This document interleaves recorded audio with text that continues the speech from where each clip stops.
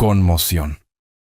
Durante la cena de Navidad en casa de mi hijo, de repente me sentí enfermo, temblando.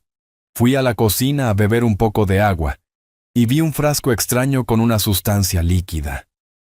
Cuando leí la etiqueta, me quedé helado. Luego marqué el número de emergencias, y esa diferencia entre una celebración familiar y la verdad lo cambió todo. Antes de continuar, por favor suscríbete al canal y déjanos saber desde dónde nos escuchas en los comentarios. Las noticias de la tarde zumbaban monótonamente sobre las tasas de inflación, cuando el chillido agudo del teléfono atravesó mi tranquila sala de estar. Busqué a tientas mis gafas de lectura, entrecerrando los ojos para ver el identificador de llamadas. Héctor. Mi hijo nunca llamaba tan tarde entre semana. ¿Papá? Su voz se quebró como la de un adolescente, aunque ya tenía 42 años. Necesito tu ayuda, urgentemente. La desesperación en esas palabras me hizo sentarme más erguido en mi desgastado sillón de cuero. La taza de café a mi lado se había enfriado hacía horas, olvidada, como todo lo demás cuando la preocupación se apodera de uno. ¿Qué pasó, hijo? El silencio se extendió entre nosotros, llenado solo por su respiración entrecortada. A través del teléfono, escuché pasos rápidos y ansiosos cruzando lo que imaginé que era el piso de su cocina, a 40 minutos de distancia en la ciudad vecina. Perdí dinero, papá. Mucho dinero. Su voz bajó a un susurro. $50,000. Mi mano se apretó alrededor del auricular. $50,000. Eso era más de lo que duraba toda mi pensión en un año. ¿Cómo hiciste? Criptomonedas. La palabra salió amarga, llena de autodesprecio. Pensé que estaba siendo inteligente, diversificando nuestros ahorros. Valeria ni siquiera lo sabe todavía. El reloj de la repisa marcaba el ritmo constantemente, señalando segundos que parecían horas. En la televisión, un reportero del clima prometía nieve para Navidad. La vida normal continuaba mientras el mundo de mi hijo se desmoronaba. Héctor, cálmate. Dime exactamente qué pasó. Más pasos de un lado a otro. Una silla raspó contra el azulejo. Hubo esta oportunidad de inversión. Activos digitales lo llamaban. Los rendimientos parecían increíbles. 30% en 6 meses. Usé nuestro fondo de emergencia, el dinero para la universidad de los niños. Incluso pedí un préstamo sobre la casa. Mi pecho se tensó. ¿Hipotecaste la casa? No toda. Solo un préstamo con garantía hipotecaria. $25,000. Su voz se rompió por completo ahora. Papá, están exigiendo el pago. Los acreedores. Dicen que si no consigo el dinero para el 15 de enero, iniciarán los procedimientos de embargo. Me puse de pie, mis viejas rodillas protestando.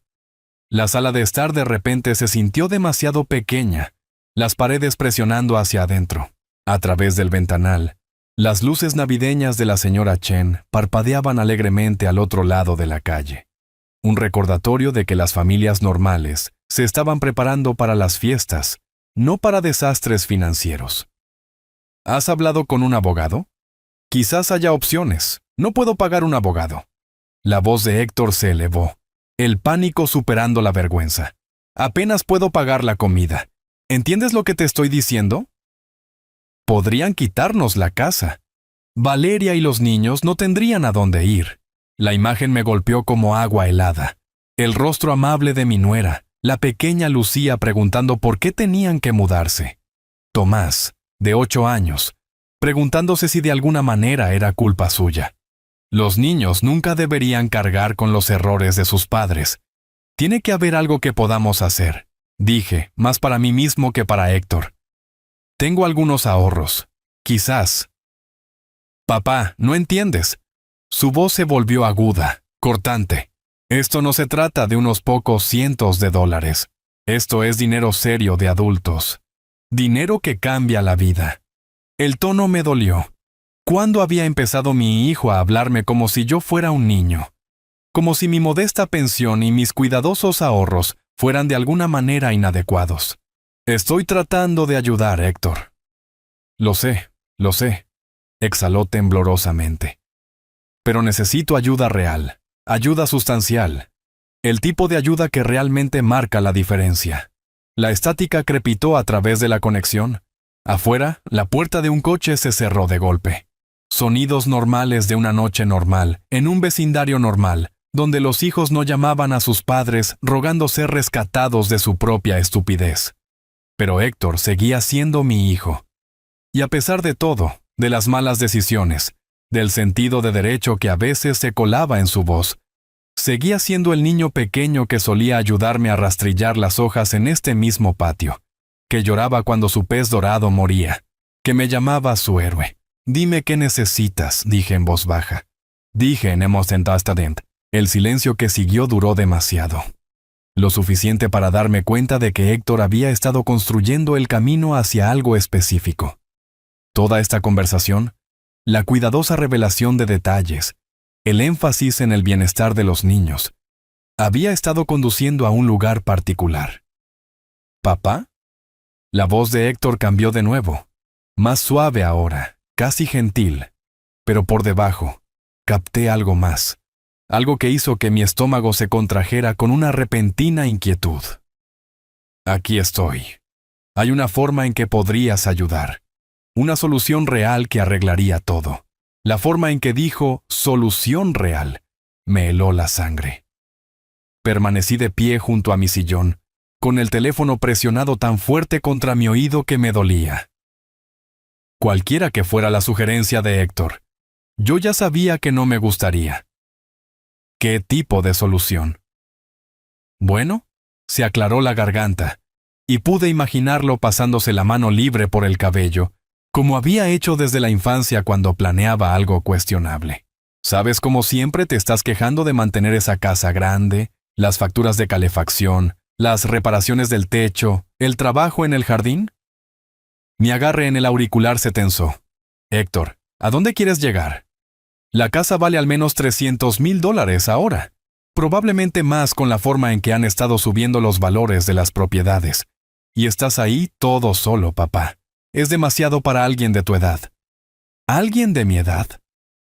Las palabras salieron más afiladas de lo que pretendía.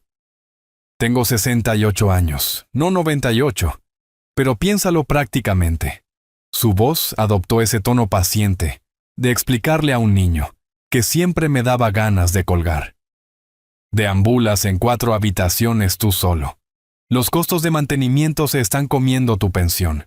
Y honestamente, ¿no serías más feliz en un lugar más pequeño? ¿En algún lugar con menos responsabilidad? Me dejé caer de nuevo en mi silla, la comprensión inundándome como agua helada. ¿Quieres que venda mi casa?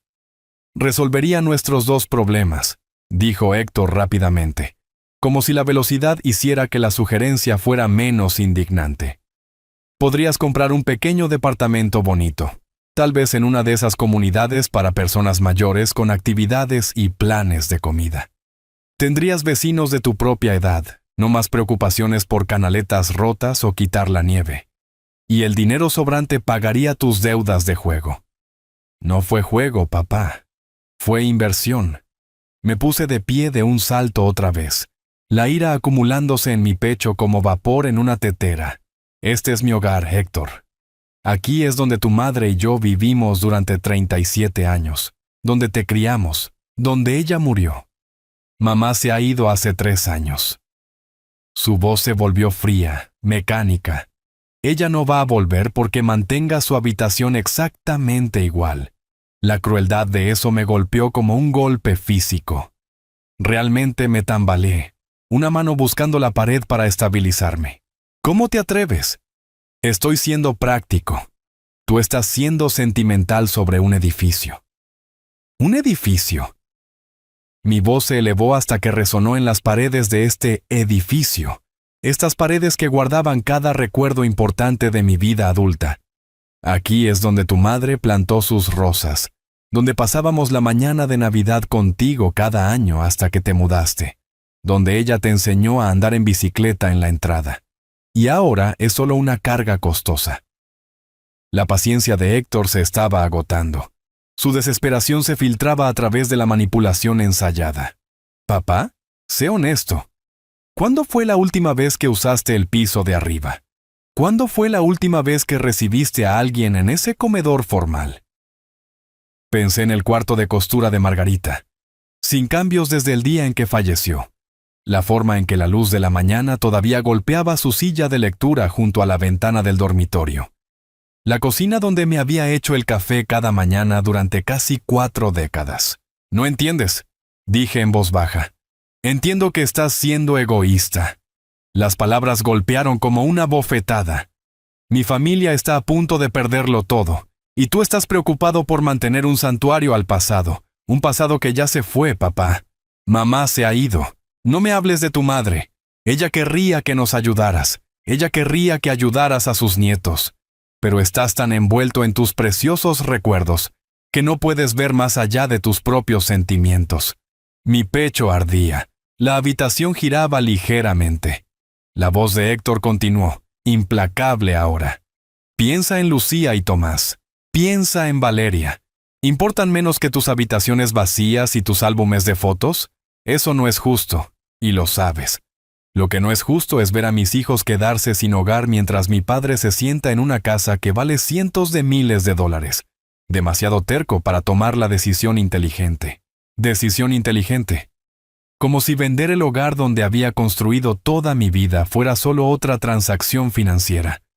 Como si la memoria de Margarita pudiera ser empaquetada y trasladada a algún complejo de apartamentos estéril, diseñado para personas que esperan morir. La respuesta es no. Silencio. ¿Entonces qué? No, Héctor. No venderé mi casa para pagar tus errores. ¿Mis errores? Su voz se volvió viciosa. ¿Te refieres a mi intento de proveer mejor para mi familia? De darles a tus nietos oportunidades que tú nunca me diste. Te di todo lo que pude. Todo excepto la única cosa que realmente necesito en este momento. Dios. Eres exactamente como mamá siempre decía. Generoso con tus consejos, tacaño con tu billetera. La mentira fue tan impresionante que no pude hablar por un momento. Margarita nunca había dicho nada por el estilo. Ella había estado orgullosa de lo duro que habíamos trabajado, de cómo habíamos ahorrado cada centavo para darle a Héctor ventajas que nunca habíamos tenido. Tu madre nunca... Disfruta de tu casa vacía, papá. Disfruta de tus preciosos recuerdos. Espero que te mantengan caliente cuando te estés muriendo solo en ese lugar. La línea se cortó.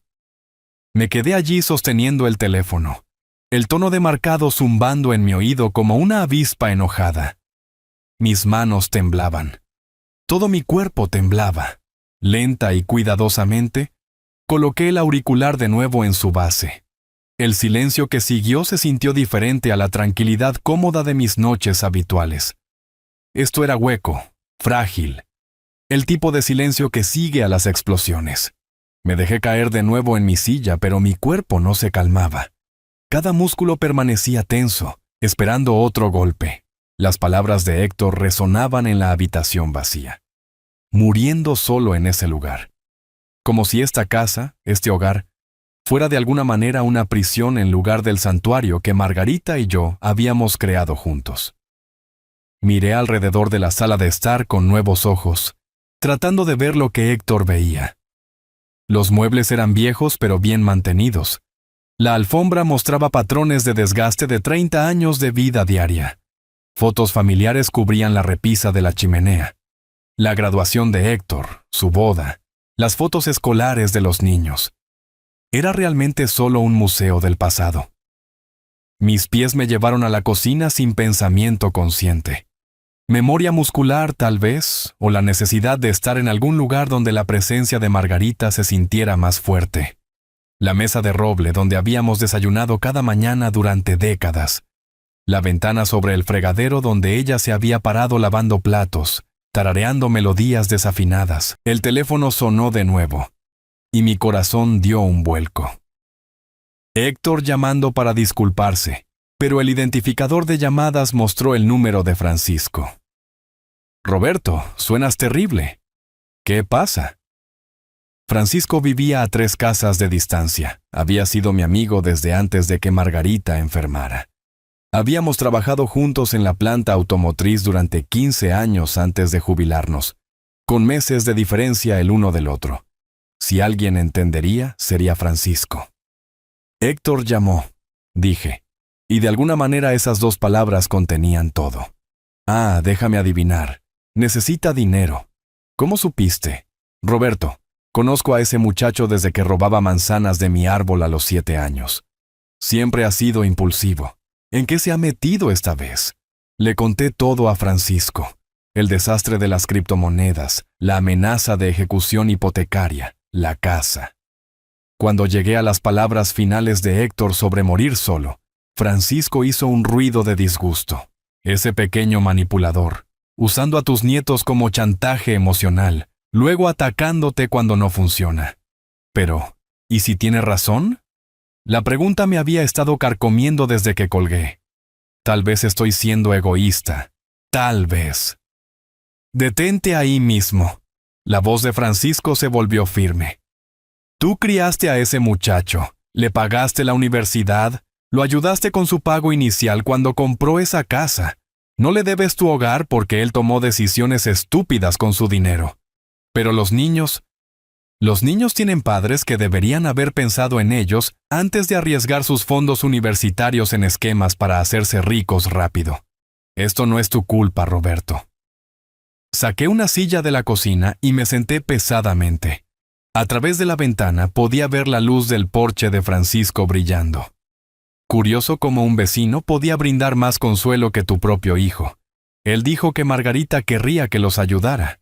Margarita querría que ayudaras si pudieras, pero también querría que mantuvieras tu dignidad y tu hogar. Ella estaría furiosa con Héctor por siquiera preguntar. La verdad de eso golpeó profundo. Margarita había amado a Héctor ferozmente, pero nunca había tolerado la manipulación o el chantaje emocional. Ella habría visto a través de sus tácticas de inmediato. ¿Qué debo hacer, Francisco? Nada. Al menos no esta noche. No tomes ninguna decisión mientras estés enojado y herido. Héctor probablemente llamará mañana, ya sea para disculparse o para intentar un enfoque diferente. Date tiempo para pensar con claridad. Después de colgar, me senté en la cocina durante mucho tiempo. El refrigerador zumbaba. La calefacción se encendió. Sonidos normales de la casa que habían sido mis compañeros durante 40 años. Pensé en la sugerencia de Héctor, una comunidad de personas mayores con actividades y planes de comida. La idea me puso la piel de gallina.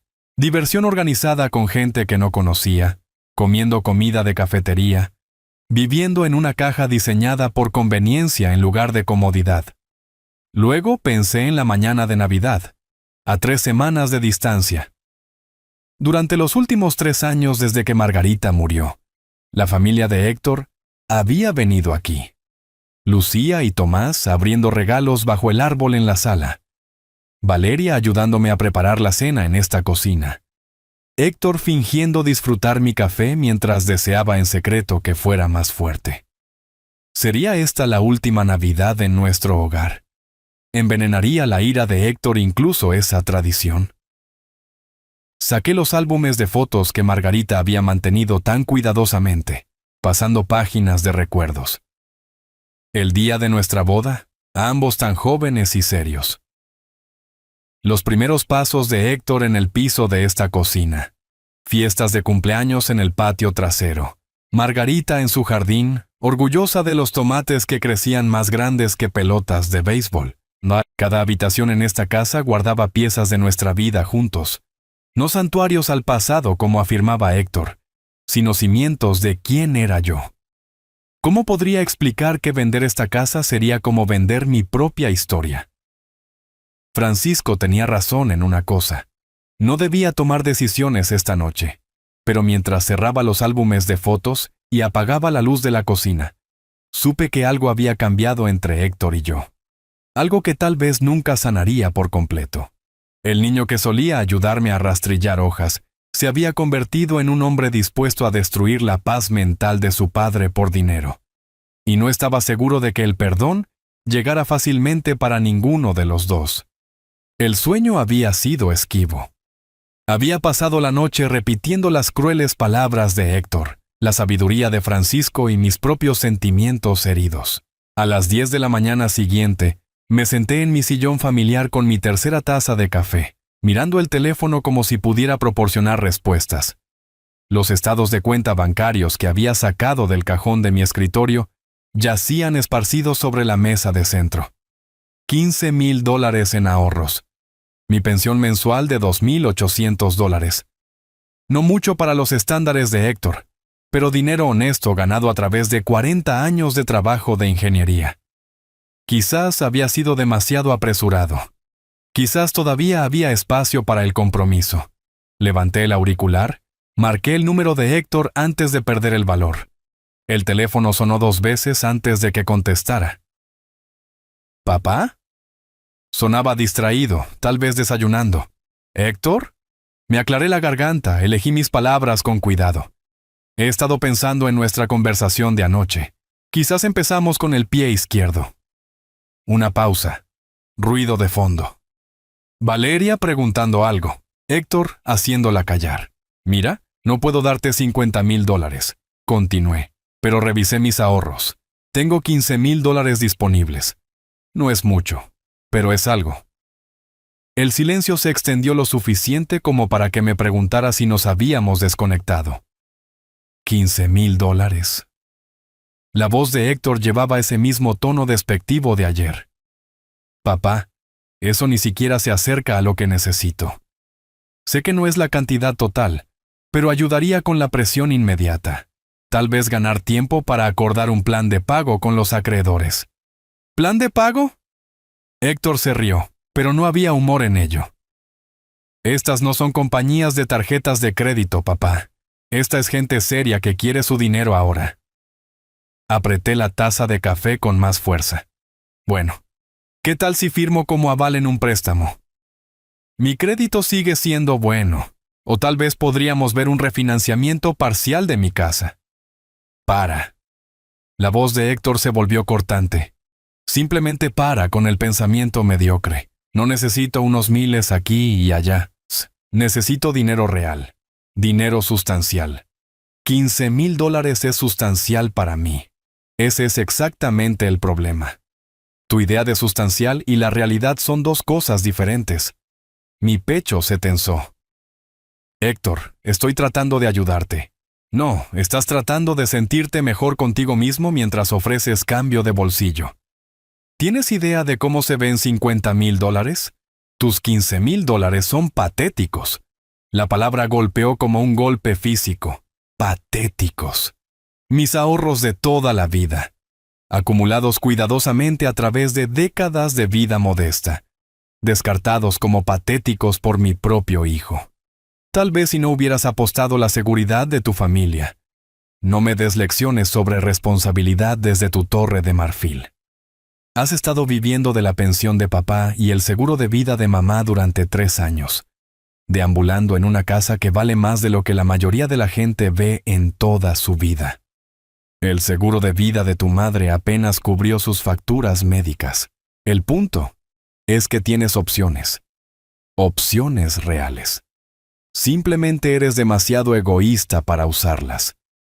Ahí estaba esa palabra de nuevo. Egoísta.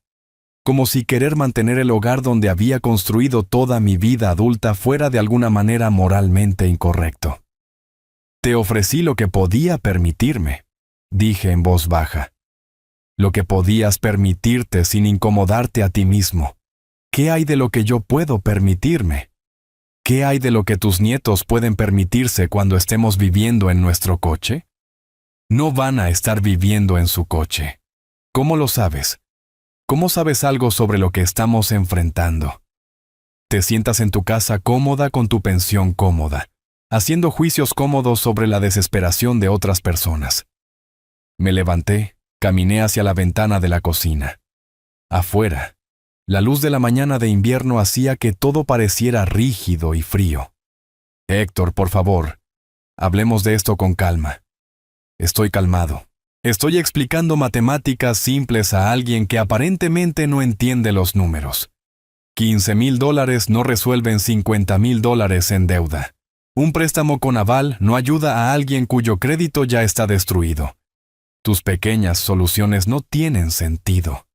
No carecen de sentido para mí. Eso es porque no entiendes la escala de los problemas reales. Vives en esta burbuja donde $15,000 se sienten significativos porque nunca has enfrentado una presión financiera seria. La injusticia de eso me robó el aliento. Había trabajado en la construcción durante los veranos para pagar la escuela de ingeniería. Margarita y yo habíamos vivido a base de sopa y sándwiches durante meses cuando nació Héctor, ahorrando cada centavo para su futuro. Habíamos conducido el mismo coche durante 12 años, usado los mismos abrigos de invierno hasta que se desmoronaron. He enfrentado mucha presión financiera. Dije, tu madre y yo. Eso fue hace 50 años. Las cosas son diferentes ahora. El dinero es diferente ahora. Si no tienes dinero real para ofrecer, no pierdas mi tiempo fingiendo ayudar. Dinero real. Todo lo demás era aparentemente dinero de juego, dinero de monopolio, no digno de seria consideración. Así que a menos que venda mi casa, ¿estoy perdiendo tu tiempo? Finalmente, ¿entiendes? La línea se cortó. Me quedé allí sosteniendo el teléfono hasta que el tono de marcado se volvió insoportable. Luego dejé caer mi mano a mi lado. El auricular repiqueteó contra el suelo de la cocina. Mi café se había enfriado. Mis manos temblaban de nuevo. Y en algún lugar profundo de mi pecho, algo se había roto que no estaba seguro de que pudiera ser reparado jamás. Los siguientes 4 días pasaron en una neblina de incredulidad y creciente claridad. Deambulé por la casa, tocando las pertenencias de Margarita, sus gafas de lectura en la mesita de noche, su taza de café favorita todavía en el gabinete de la cocina, la colcha que ella había hecho colgando sobre el sofá de la sala. Cada mañana caminaba por su jardín. Los rosales permanecían inactivos, sus ramas desnudas alcanzando el cielo gris de diciembre como dedos artríticos. Aquí era donde ella había pasado sus horas más felices, nutriendo vida desde la tierra. Ahora todo yacía durmiendo hasta la primavera, excepto algunas cosas que estaba aprendiendo que nunca despiertan. Al tercer día, Francisco llamó a la puerta de mi cocina. «Te ves terrible», dijo, acomodándose en la silla frente a la mía con su propia taza de café. «Me siento peor». «¿Héctor otra vez?» Le conté sobre la segunda llamada telefónica. El desprecio de Héctor hacia mis ahorros de toda la vida como cambio de bolsillo patético. Francisco escuchó sin interrumpir, ocasionalmente sacudiendo la cabeza. «Mi cuñado era así», dijo Francisco cuando terminé. Siempre vio a la familia como una fuente de financiamiento para sus esquemas. Empezó con pequeñas solicitudes, 100 aquí, 200 allá, luego fueron miles. Finalmente quiso que hipotecáramos nuestra casa para su idea de restaurante. ¿Qué hiciste? Dije que no. No nos habló durante 2 años. Francisco bebió su café pensativamente. Los mejores 2 años de nuestro matrimonio, si soy honesto. Miré por la ventana de la cocina hacia el baño para pájaros cubierto de escarcha que Margarita había amado. Pero Héctor es mi hijo. Héctor es un hombre de 42 años que tomó decisiones de 42 años. Tú no lo obligaste a apostar el dinero de su familia. No fue juego, fue inversión. Francisco levantó una ceja. Es lo mismo. El punto es que sus malas decisiones no crean obligaciones para ti. Esa tarde me senté en mi estudio rodeado de documentos legales, mi testamento, papeles del seguro, la escritura de la casa. Margarita y yo habíamos sido tan cuidadosos con nuestras finanzas, tan deliberados sobre construir seguridad para nuestra vejez. Habíamos planeado emergencias médicas, reparaciones del hogar, incluso cuidados a largo plazo si fuera necesario. No habíamos planeado que nuestro hijo nos tratara como un banco para ser robado. Abrí el testamento, leí la sección sobre la herencia de Héctor. Todo iría a él eventualmente. La casa, los ahorros restantes, las joyas de Margarita. Pero eventualmente no era lo suficientemente pronto para Héctor. Él quería su herencia ahora mientras yo todavía respiraba. La comprensión golpeó como agua helada. Héctor ya no estaba pensando en mí como su padre. Estaba pensando en mí como un obstáculo que se interponía entre él y el dinero. Esa noche Francisco llamó para ver cómo estaba. Sigo pensando en algo que dijiste, le dije. Sobre la familia siendo una fuente de financiamiento. Eso es todo lo que soy para Héctor ahora. ¿Qué piensas tú? Pensé en el tono de Héctor cuando llamó patéticos a mis ahorros. La crueldad casual cuando descartó 40 años de planificación cuidadosa como insignificantes. La forma en que colgó en el momento en que no acepté vender mi casa. Creo que mi hijo se ha ido, dije en voz baja. Y no sé quién es esta persona que ha tomado su lugar. A veces la gente te muestra quiénes son realmente cuando están desesperados, dijo Francisco. A veces la desesperación solo revela lo que siempre estuvo ahí. ¿Crees que Héctor siempre fue tan egoísta? Creo que Héctor siempre fue mimado. Tú y Margarita le dieron todo lo que quería. Universidad pagada, ayuda con el pago inicial de su casa, regalos de Navidad para los niños cada año. Nunca ha tenido que enfrentar consecuencias reales por malas decisiones. La verdad de eso dolió. Le habíamos facilitado las cosas a Héctor. Tal vez demasiado fáciles. ¿Qué diría Margarita sobre todo esto? Pregunté. Francisco guardó silencio por un momento. Margarita estaría destrozada. Pero también estaría furiosa con Héctor por tratarte de esta manera. Ella querría que te protegieras. Después de colgar, caminé por la casa una vez más. Cada habitación guardaba recuerdos de la familia. Héctor afirmaba que yo estaba siendo egoísta por preservar eso. Sus primeros pasos en el pasillo, fiestas de cumpleaños en el comedor, mañanas de Navidad alrededor del árbol en la sala. Pero esos recuerdos eran de un Héctor diferente. Un niño que me había ayudado a rastrillar hojas, que había llorado cuando murió su hámster mascota, que me había abrazado fuerte cuando le enseñé a andar en bicicleta. Ese niño había crecido hasta convertirse en un hombre que llamaba patéticos a los ahorros de toda la vida de su padre. De pie, en el cuarto de costura de Margarita, tomé una decisión. No vendería mi casa para financiar las malas decisiones de Héctor, pero tampoco dejaría que destruyera lo que quedaba de nuestra relación con sus demandas y manipulación. La próxima vez que Héctor llamara, estaría listo con una respuesta que protegiera tanto mi hogar como mi dignidad. Solo esperaba tener la fuerza para cumplirla. El 21 de diciembre llegó con el tipo de frío amargo que hace que duelan los huesos. Estaba moviendo la sopa para la cena cuando sonó el teléfono, cortando la calidez de la cocina como viento de invierno a través de una puerta abierta. El nombre de Héctor apareció en el identificador. Mi mano vaciló sobre el auricular. Las advertencias de Francisco resonaban en mi memoria. Habían pasado 5 días desde el brutal rechazo de Héctor a mi ayuda. 5 días de silencio que en realidad me habían traído paz. Al cuarto timbrazo contesté. ¿Papá? La voz de Héctor sonaba diferente, más suave, casi incierta. Me alegro de que hayas contestado. No dije nada, esperando. Mira, te debo una disculpa, una grande. Hizo una pausa y pude escuchar sonidos de fondo. Valeria moviéndose por lo que sonaba como su cocina. Las voces distantes de los niños. Estuve completamente fuera de lugar el otro día. El estrés hace que la gente diga cosas terribles, pero eso no es excusa. Aún así, permanecí en silencio.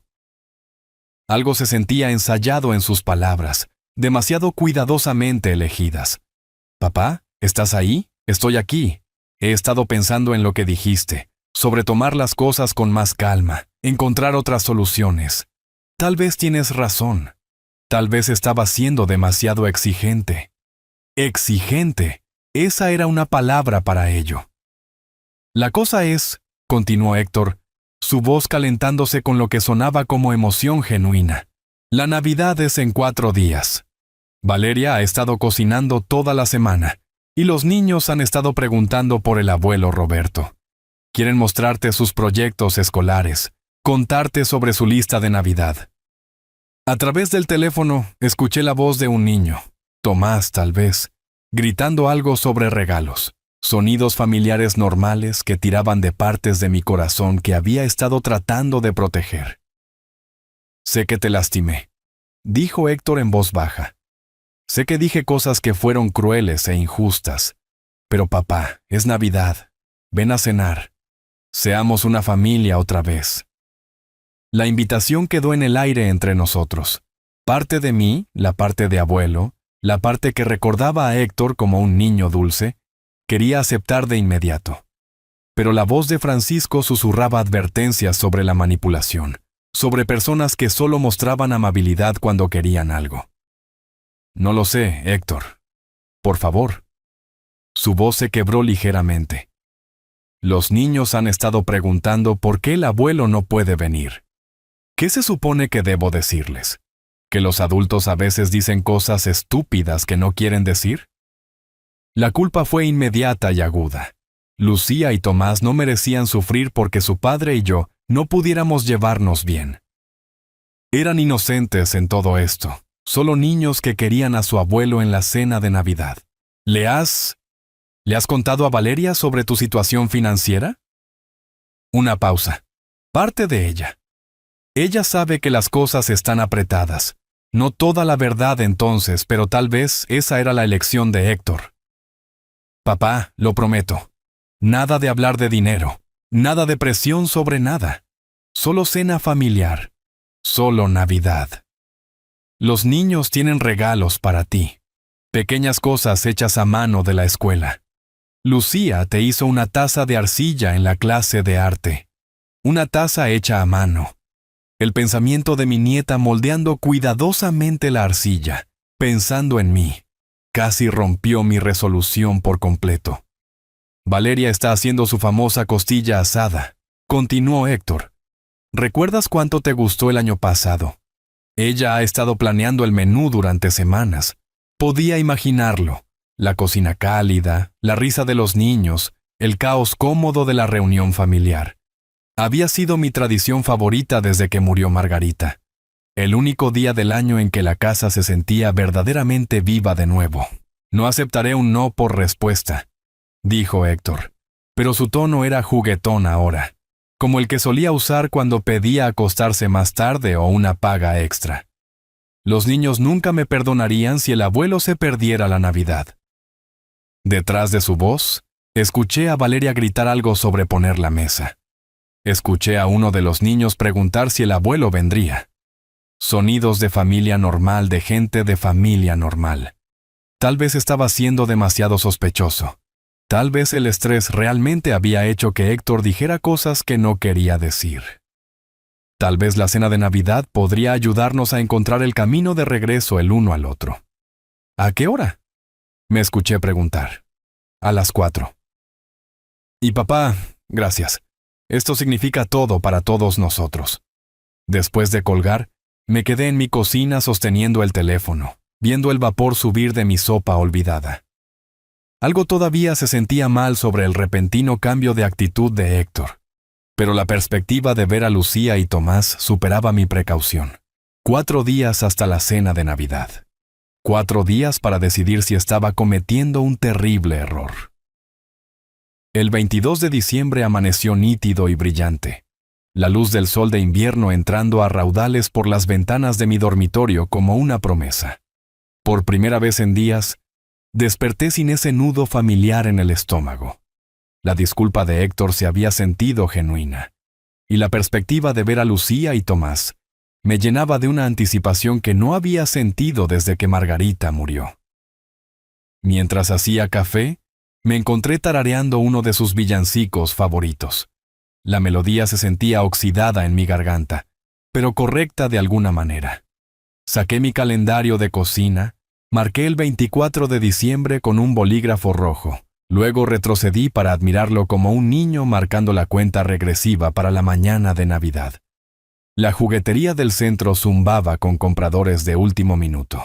Recorrí los pasillos con cuidado, estudiando las recomendaciones de edad y el valor educativo tal como Margarita me había enseñado. Para Lucía, seleccioné un juego de química diseñado para jóvenes científicos. Ella siempre había tenido curiosidad por cómo funcionaban las cosas. A Tomás le compré un kit de modelo de avión, algo que podríamos construir juntos si visitaba de nuevo. En el mostrador de pago, la vendedora sonrió. Nietos afortunados. Eso espero, dije, sintiéndolo más de lo que ella podía saber. Esa noche, Francisco apareció en la puerta de mi cocina sin llamar primero. Su rostro mostraba el tipo de preocupación generalmente reservada para las visitas al médico. «Estás cometiendo un error», dijo, acomodándose en su silla habitual. «Qué bueno verte tan bien, Francisco». «Hablo en serio, Roberto. Algo no huele bien sobre el repentino cambio de actitud de Héctor». Le serví café, revolviendo el mío pensativamente. La gente puede cambiar. El estrés nos hace decir cosas que no queremos decir. El estrés revela quiénes somos realmente. Francisco se inclinó hacia adelante, con los codos en la mesa de mi cocina. Piensa en el momento. Te llama patético, te cuelga, te ignora durante 5 días. Luego, de repente, recuerda que te ama. Tal vez habló con Valeria. Tal vez ella le hizo darse cuenta de lo cruel que había sido. O tal vez se dio cuenta de que insultarte no le estaba consiguiendo lo que quería. Las palabras dolieron porque parte de mí se preguntaba lo mismo. Pero la alternativa, creer que mi hijo era irremediablemente egoísta, dolía demasiado para aceptarla. Los niños han estado preguntando por mí, dije. Héctor me lo dijo. La expresión de Francisco se suavizó ligeramente. Sé que los extrañas, pero la gente manipuladora usa cualquier ventaja que funcione. Incluso niños inocentes. Después de que Francisco se fue, pasé la noche en mi estudio, mirando álbumes de fotos de nuevo. Fotos de la infancia de Héctor. Fiestas de cumpleaños donde parecía genuinamente feliz de compartir pastel con amigos. Mañanas de Navidad donde su rostro se iluminaba al ver lo que habíamos sacrificado para comprarle. Ese niño dulce tenía que existir todavía en algún lugar dentro del hombre enojado, que había llamado patéticos a mis ahorros de toda la vida. El 23 de diciembre, abordé la receta de pastel de manzana de Margarita. Su letra cubría la tarjeta de índice amarillenta con tinta azul precisa. Medidas, notas de tiempo, recordatorios de temperatura acumulados durante décadas de práctica. Mi mano temblaba ligeramente mientras medía la harina, recordando cómo ella había guiado mis dedos la primera vez que intenté ayudar. La cocina se llenó con aromas de canela y nuez moscada, transformando la casa en algo que se sentía vivo de nuevo. Durante 3 horas, existí en una burbuja donde Margarita podría entrar por la puerta en cualquier momento, quejándose de mi técnica desordenada, mientras secretamente estaba complacida de que lo intentara. Cuando el pastel emergió dorado y perfecto, casi lloré. Esa noche, envolví regalos en la mesa de la cocina con el mismo cuidado metódico que Margarita siempre había mostrado. Esquinas afiladas, cinta medida con precisión, etiquetas de regalo escritas con mi letra más pulcra. Lucía y Tomás merecían esa atención al detalle, merecían sentirse especiales. Mi teléfono sonó mientras estaba atando el lazo final. ¿Cómo van los preparativos, papá? Héctor sonaba genuinamente interesado. ¿Bien? Hice el pastel de manzana de tu madre. A los niños les encantará eso. Han estado preguntando por la cocina del abuelo toda la semana. La calidez en su voz derritió lo último de mi resistencia. Este era mi hijo, el niño que me había ayudado en el jardín, que había llorado en el funeral de su madre, que una vez me había dicho que yo era su héroe. Estoy ansioso por mañana, dije. Todos lo estamos. A las 4 en punto, y papá, gracias por darnos otra oportunidad. Después de colgar, preparé mi ropa para la Nochebuena. El suéter rojo que Margarita había tejido mi última Navidad. Pantalones planchados, la corbata que Héctor me había dado por el Día del Padre hace 2 años. Todo tenía que ser perfecto. De pie en mi dormitorio, capté mi reflejo en el espejo del tocador de Margarita. Un anciano preparándose para pasar la Navidad con su familia. La esperanza y el nerviosismo luchando en su expresión. Las advertencias de Francisco resonaban en mi memoria. pero las aparté. Algunos riesgos valían la pena, especialmente cuando había niños inocentes involucrados. Mañana, descubriría si mi hijo había cambiado verdaderamente o si las sospechas de Francisco estaban justificadas. La Nochebuena llegó gris y fría, pero mi ánimo permaneció brillante mientras cargaba los regalos envueltos en mi coche. El viaje de 40 minutos hasta la casa adosada de Héctor pasó rápido, lleno de ensayos mentales de conversaciones con mis nietos y una cuidadosa navegación por calles suburbanas desconocidas. El vecindario de Héctor parecía perfecto. Buzones a juego, céspedes cuidados, luces navideñas parpadeando en cada línea del techo. Su casa adosada se encontraba al final de una calle sin salida, decorada con coronas y guirnaldas, que Valeria probablemente había pasado días arreglando. Recogí los regalos de mi asiento trasero, tomando una respiración profunda de aire invernal, antes de caminar hacia la puerta principal. A través del vidrio esmerilado, podía ver movimiento, escuchar voces de niños alzadas por la emoción. Héctor abrió la puerta antes de que pudiera llamar, su rostro rompiendo en lo que parecía una alegría genuina. ¡Papá! Momento perfecto. Me atrajo hacia un abrazo firme que se sintió real, no actuado. Los niños han estado vigilando tu coche durante 1 hora. Antes de que pudiera responder, Lucía apareció al lado de Héctor, su cabello oscuro volando mientras se lanzaba a mis piernas. Abuelo, te extrañamos mucho. Tomás se materializó segundos después, un poco más reservado pero sonriendo ampliamente. ¿Trajiste los trucos de magia? Mamá dijo que podrías recordar algunos. La calidez que inundó mi pecho fue pura y sin complicaciones. Estos niños me amaban sin agenda, sin cálculos sobre dinero o propiedad. Su afecto era lo más honesto que había experimentado en meses.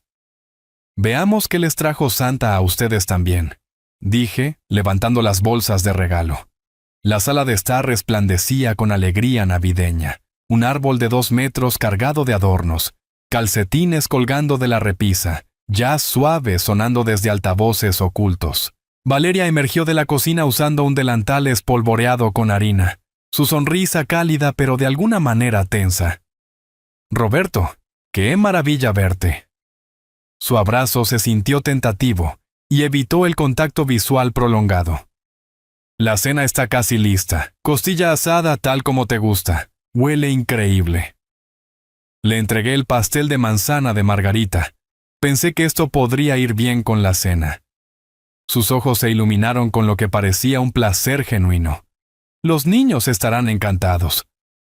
Han estado preguntando por las recetas de la abuela Margarita. La apertura de regalos se convirtió en un caos alegre. Lucía chilló con el juego de química, abriendo inmediatamente las cajas para examinar los tubos de ensayo y las tabletas de colores. Tomás estudió el kit de avión con seria concentración, trazando los diseños de las alas con un dedo. ¿Podemos construirlo juntos, abuelo? Absolutamente. En la próxima visita lo haremos volar. Héctor observaba estas interacciones con aparente satisfacción, interpretando perfectamente al padre orgulloso.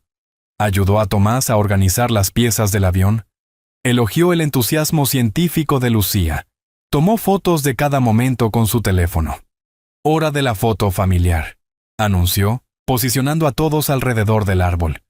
Esta podría ser nuestra mejor Navidad hasta ahora.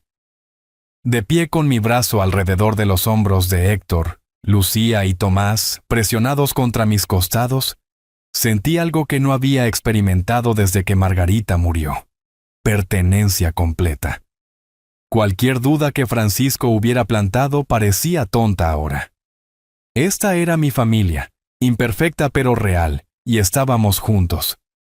La preparación de la cena movió a todos hacia el comedor, donde Valeria había creado una mesa digna de revista.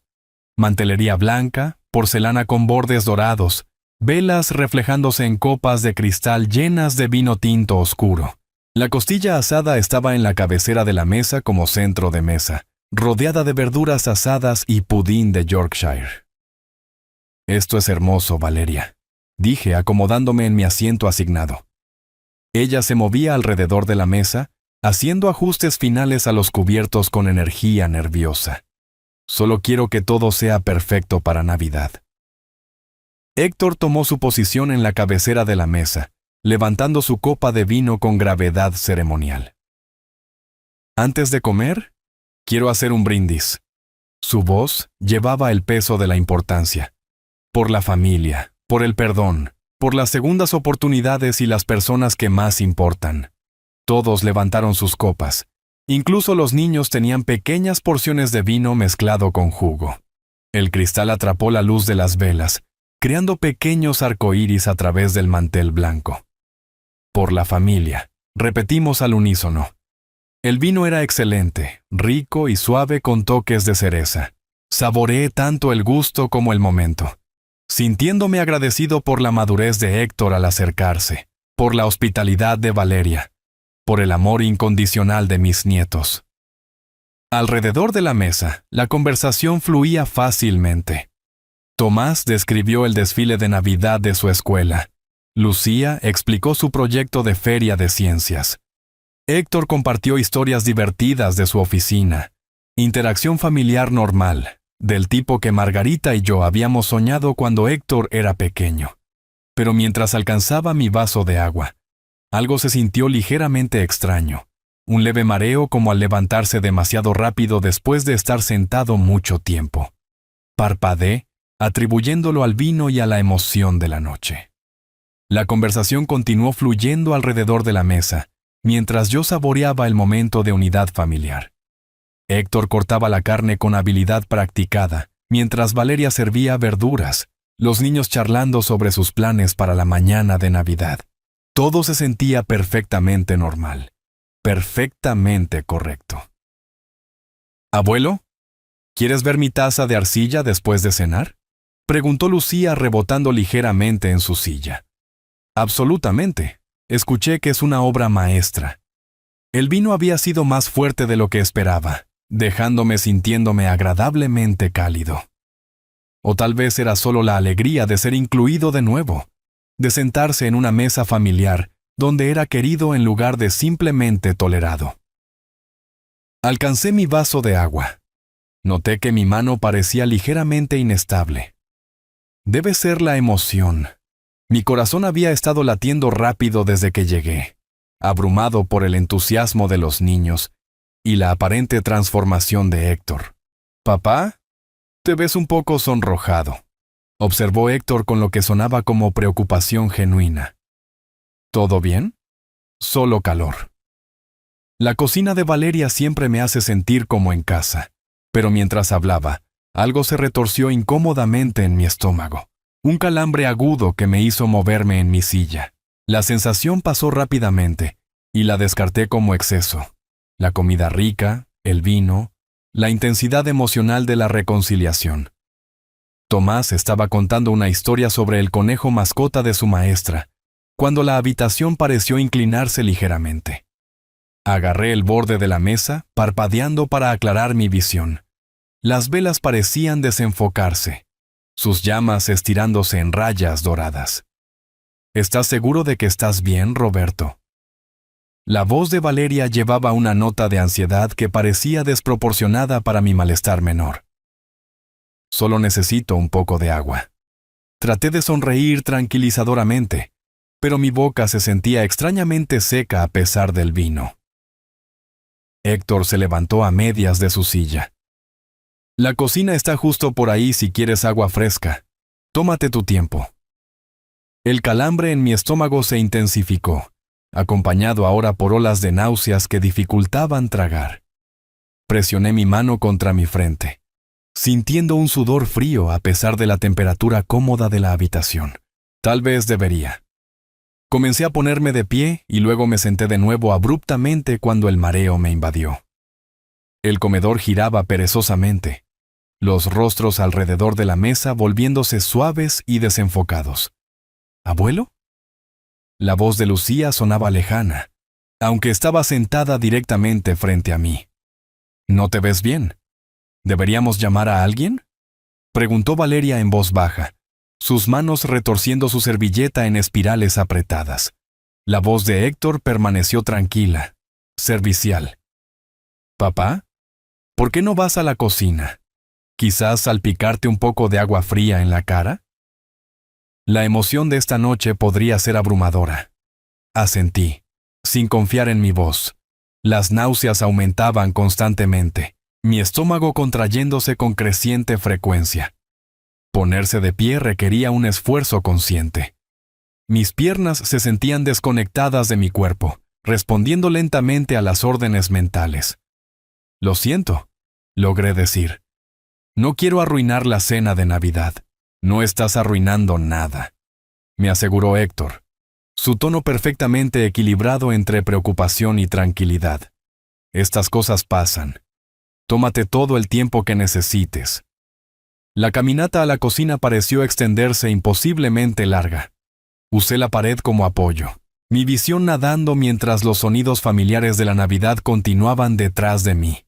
Voces de niños, el tintineo de los cubiertos contra los platos. Héctor, explicando a Lucía y Tomás que a veces las personas mayores solo necesitaban descansar. Cada paso requería concentración. Mi respiración se había vuelto superficial, laboriosa, como si el aire mismo se hubiera vuelto espeso. Las paredes del pasillo presionaban más cerca. La puerta de la cocina vacilaba como un espejismo.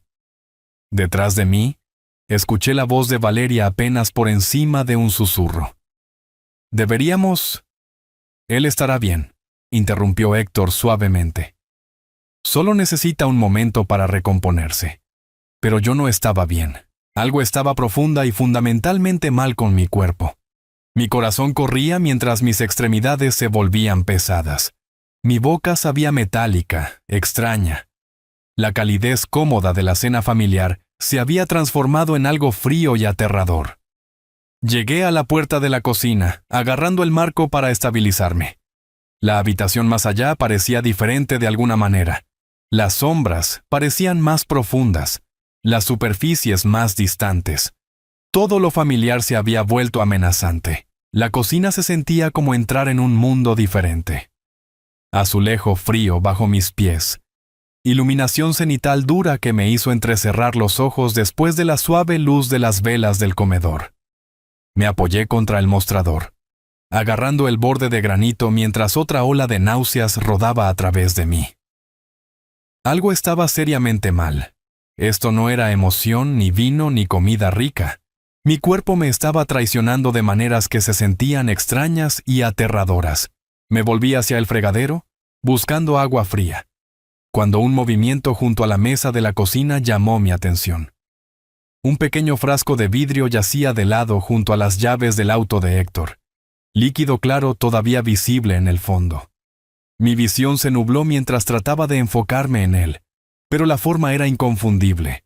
Frasco de medicina, vacío. La habitación se inclinó peligrosamente. Busqué apoyo a ciegas, mi mano golpeando contra un tazón de mezcla en el mostrador. La cerámica se hizo añicos contra el suelo, piezas esparciéndose por los azulejos como pensamientos dispersos. «¿Papá?», llamó la voz de Héctor desde el comedor. «¿Todo bien ahí adentro?». Miré el frasco, mi mente trabajando lentamente a través de las implicaciones. Medicina, vacío, las llaves de Héctor, el brindis con vino, el momento cuidadoso. «Bien», respondí, mi voz apenas reconocible. Solo torpe. Pero yo no estaba bien. Mi hijo me había envenenado. El pensamiento debería haberse sentido imposible, pero se asentó en mi conciencia con horrible claridad. La repentina disculpa de Héctor, la insistencia en la cena de Navidad, el brindis por la familia, la energía nerviosa de Valeria, la forma en que Héctor me había visto beber. Busqué a tientas mi teléfono, las manos temblaban tanto que casi lo dejé caer. La pantalla nadaba dentro y fuera de foco mientras intentaba marcar al 911. Mis dedos no cooperaban, marcando números equivocados, deslizándose de la superficie lisa. «¿Necesitas ayuda?». La voz de Héctor vino directamente detrás de mí. Me di la vuelta, casi cayendo mientras el vértigo me invadía. Estaba de pie en la puerta de la cocina. Ya no llevaba la máscara de hijo preocupado. Su expresión era tranquila, calculadora, casi curiosa mientras me veía luchar. ¿Tú hiciste esto? Las palabras salieron arrastradas, espesas. ¿Me envenenaste? Héctor entró en la cocina cerrando la puerta silenciosamente detrás de él. Hombre inteligente. Incluso muriendo, te das cuenta de las cosas. ¿Por qué? Retrocedí contra el mostrador, el teléfono todavía agarrado inútilmente en mi mano temblorosa. Porque eres egoísta. Porque preferirías morir en esa casa ridícula que ayudar a tu propia familia. Porque elegiste recuerdos sobre el futuro de tu hijo. La frialdad en su voz era peor que el veneno que corría por mi sistema. Esto no era el estrés o la desesperación hablando. Esto era cálculo, planificación, asesinato. Los niños. Heredaremos todo una vez que te hayas ido y yo sea tu único familiar sobreviviente. Nunca les faltará nada de nuevo. Traté de presionar llamar en mi teléfono, pero Héctor se movió más rápido de lo que mis reflejos debilitados podían manejar. Arrancó el dispositivo de mis manos, deslizándolo por el mostrador y fuera de alcance. Eso no será necesario. Estás teniendo un ataque al corazón provocado por la emoción de la cena de Navidad. Muy triste, muy creíble para un hombre de tu edad. Valeria lo sabe. Las palabras se sentían espesas como pasta en mi boca. Valeria dirá lo que yo le diga que diga. Ella es buena siguiendo instrucciones cuando el bienestar de nuestros hijos está en juego. Mis piernas cedieron.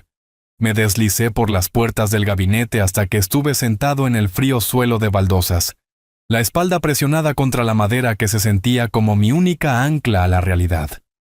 La cocina giraba lentamente a mi alrededor. Héctor de pie en el centro como el ojo de un huracán.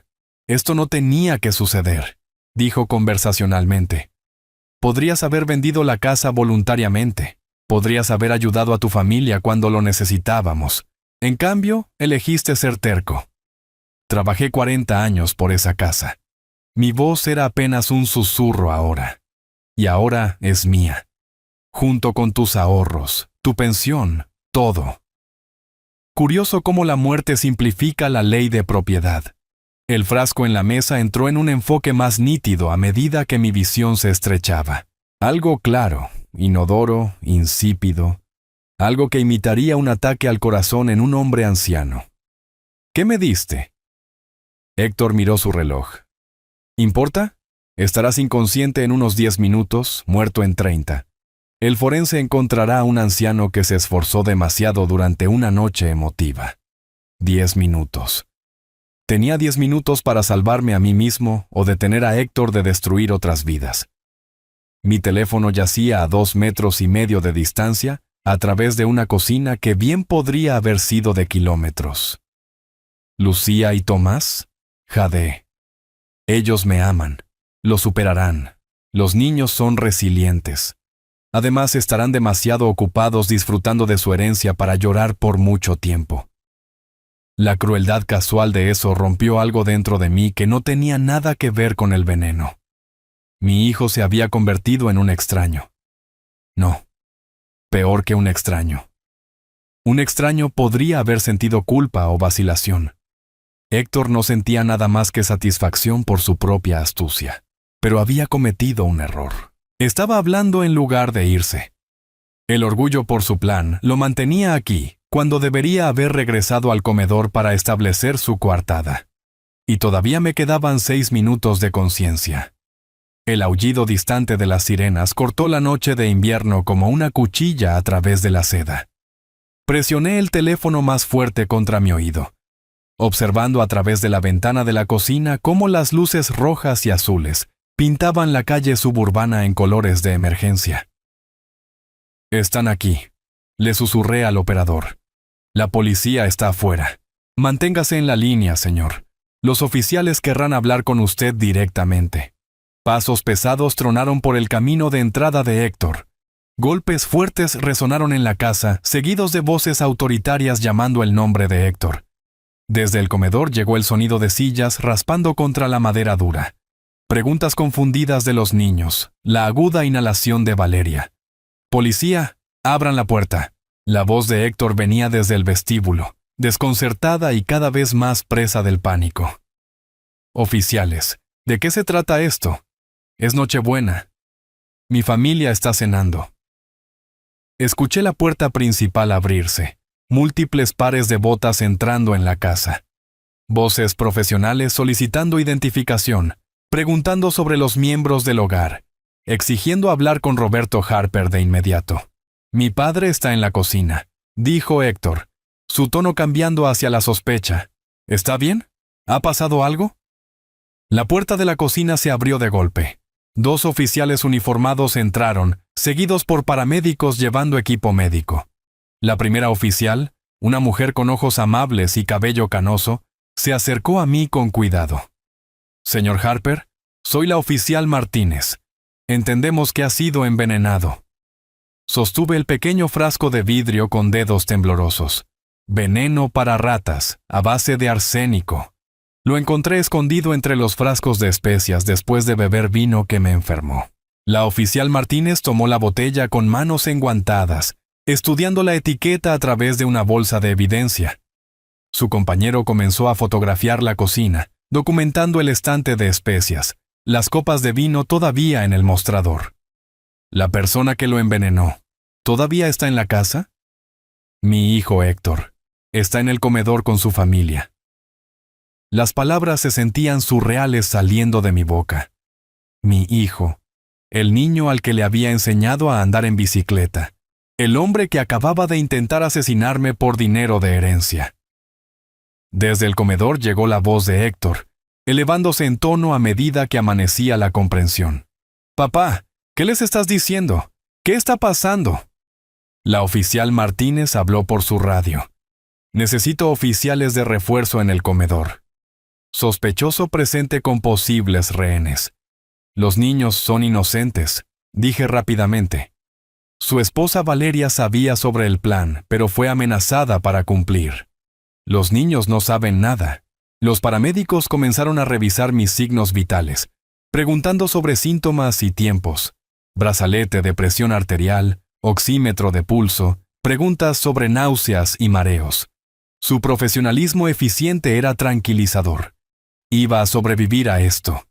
La puerta de la cocina se abrió de golpe. Héctor estaba enmarcado en la entrada, su rostro pasando por confusión, comprensión y finalmente furia fría. ¿Llamaste a la policía por mí? ¿En Nochebuena? ¿Frente a mis hijos? 2 oficiales lo flanquearon inmediatamente, manos descansando en sus armas de servicio. Los ojos de Héctor se fijaron en la bolsa de evidencia que contenía la botella de veneno, y su expresión cambió por completo. La máscara de hijo preocupado desapareció, reemplazada por algo calculador y peligroso. Héctor Harper está bajo arresto por intento de asesinato.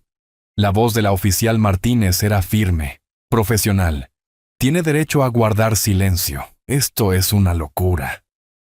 La voz de Héctor se quebró con desesperación. No envenené a nadie. Está confundido, enfermo, haciendo acusaciones. Pero sus ojos contaban una historia diferente. El cálculo cuidadoso todavía estaba allí, sopesando opciones, buscando rutas de escape o explicaciones que pudieran funcionar. Cualquier cosa que diga puede y será usada en su contra en un tribunal de justicia. Las esposas hicieron clic en su lugar con finalidad metálica. El rostro de Héctor se drenó de color. A medida que la realidad lo golpeaba, su plan había fallado por completo. No solo estaba vivo, sino que había encontrado evidencia que lo enviaría a prisión. Desde el comedor, llegó el sonido de niños llorando. La voz de Valeria tratando de consolarlos a través de sus propios sollozos. Lucía llamando a su papá. Tomás preguntando por qué la policía estaba siendo mala con todos. Los niños, le dije a la oficial Martínez, no deberían ver esto. Servicios sociales está en camino. Nos aseguraremos de que estén protegidos. Héctor fue conducido a través de la cocina hacia la puerta principal, con la cabeza baja, los hombros caídos en derrota. Al pasar junto a mi silla, levantó la vista una última vez. «Espero que estés satisfecho», dijo en voz baja. «Has destruido a tu propia familia». «No, Héctor, Tú hiciste eso cuando decidiste que el dinero valía más que el amor. Los paramédicos me ayudaron a ponerme de pie, soportando mi peso mientras nos movíamos hacia la ambulancia que esperaba afuera. A través de la ventana delantera, podía ver a los vecinos reuniéndose en sus céspedes a pesar del frío, atraídos por las luces de emergencia y la actividad policial. La Nochebuena en el suburbio se había convertido en una escena del crimen. Mientras me cargaban en la ambulancia, capté un vistazo de Valeria sosteniendo a ambos niños, los tres llorando mientras un trabajador social se acercaba con palabras gentiles y papeles oficiales. La familia que Héctor había afirmado estar protegiendo ahora estaba destrozada por completo por sus acciones. Las puertas de la ambulancia se cerraron, cortando la vista de las luces parpadeantes y los sueños rotos. Febrero trajo el tipo de mañana nítida que hacía que todo se sintiera posible de nuevo. Estaba en mi cocina haciendo café como Margarita me había enseñado hace 40 años, viendo a Francisco navegar por mi entrada helada con su habitual determinación cuidadosa. Los últimos 2 meses habían transformado mi vida de maneras que nunca podría haber imaginado. El juicio de Héctor había durado solo 3 días. La evidencia era abrumadora, su plan demasiado obvio, su motivo demasiado claro. 15 años por intento de asesinato sin posibilidad de libertad condicional durante la primera década. «Buenos días, sobreviviente», dijo Francisco sacudiendo la nieve de sus botas en mi puerta trasera. «¿Cómo te sientes?» «Agradecido». La palabra venía más fácil ahora que en enero, cuando el dolor y la traición habían hecho difícil incluso respirar. «El café está fresco».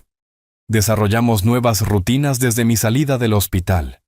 Las visitas diarias de Francisco, comidas compartidas, conversaciones tranquilas sobre todo excepto la ubicación actual de Héctor en la prisión estatal. Algunas heridas necesitaban tiempo para sanar adecuadamente. El timbre sonó precisamente a las 9 en punto. Valeria estaba en mi porche delantero con Lucía y Tomás. Sus maletas de fin de semana empacadas para otra estancia con su abuelo. Los procedimientos de divorcio habían sido rápidos. Nadie quería permanecer casado con un asesino en potencia, pero la situación financiera de Valeria seguía siendo precaria. «Señor Harper», dijo ella, su voz todavía cargando vergüenza incluso 3 meses después. «Gracias de nuevo por esto. Sé que no tiene que hacerlo. Son mis nietos», interrumpí suavemente. «Este es su hogar también». Lucía y Tomás pasaron corriendo junto a su madre, familiarizados ahora con la rutina del fin de semana. Tarea en la mesa de la cocina, proyectos de tarde en el garaje, cuentos nocturnos junto a la chimenea. Actividades normales de abuelos que se sentían revolucionarias después de todo lo que habíamos sobrevivido. «¿Terminaste el avión, abuelo?», preguntó Tomás, dirigiéndose ya hacia el banco de trabajo donde nuestro modelo estaba en varias etapas de finalización, esperando a que coloques las alas. No puede haber un primer vuelo adecuado sin el ingeniero jefe presente. Mientras los niños se instalaban, Valeria y yo revisamos los documentos legales que se habían convertido en parte de nuestra nueva realidad. El fideicomiso educativo para Lucía y Tomás estaba completamente financiado ahora. Matrícula universitaria, posgrados si elegían, dinero para libros y gastos de manutención. El intento de Héctor de robar su futuro lo había asegurado por completo. «Las distribuciones de caridad van bien», le dije, mostrando estados de cuenta bancarios que detallaban pagos mensuales a organizaciones de veteranos, el hospital local, programas comunitarios que ayudaban a familias en crisis. Margarita habría aprobado. «¿Qué pasa con Héctor?», preguntó Valeria en voz baja. «¿Alguna vez piensas en visitarlo?».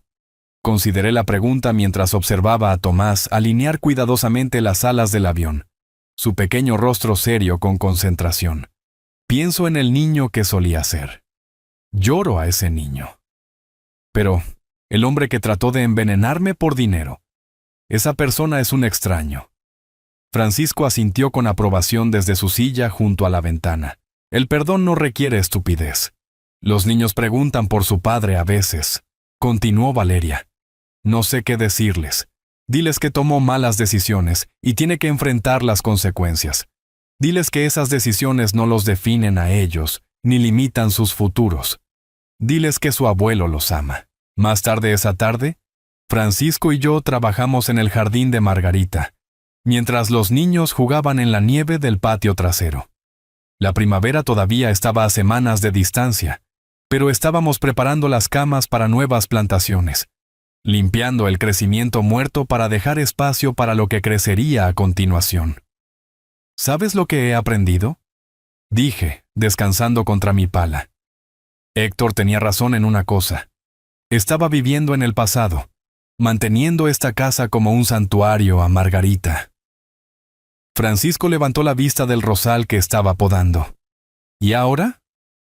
Ahora es un hogar de nuevo, lleno de risas de niños y cenas familiares, y personas que eligen estar aquí porque se aman, no porque quieren algo.